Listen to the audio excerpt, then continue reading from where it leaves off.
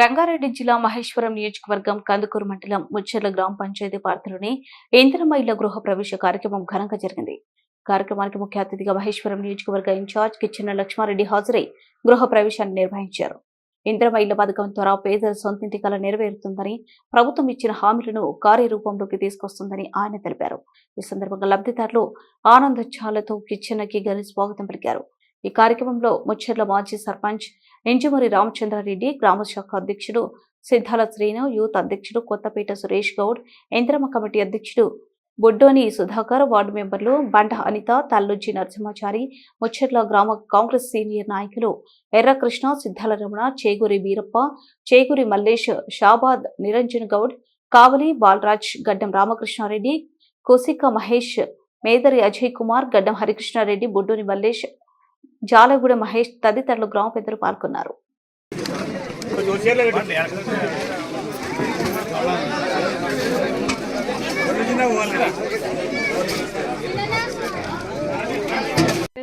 ప్రభుత్వానికి ధన్యవాదాలు.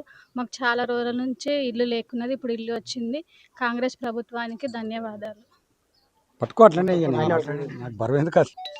అందరికీ నమస్కారం. ఇప్పటి వరకు ఏ ప్రభుత్వం ఉన్నా కానీ ఇండ్లు పెట్టలేదు. అప్పుడు రాజశేఖర రెడ్డి జమాన్లో పెట్టిన ఇండ్లు ఇప్పటి వరకు ఇండ్లు రాలేదు, పింఛన్లు రాలేదు, ఏది రాలేదు. కాంగ్రెస్ ప్రభుత్వం ఇప్పుడు వచ్చిన 56 ఇండ్లు వచ్చినాయి మాకు. 56లో మొత్తం దగ్గర 40 వరకు అయిపోయినాయి. ఇంకొక 15 అయ్యేటున్నాయి, అవి కూడా కట్టించేస్తాము. ప్రభుత్వానికి ధన్యవాదాలు తెలుపుతున్నాం మేము మా గ్రామ ప్రజల తరఫున. అందరికీ నమస్కారం.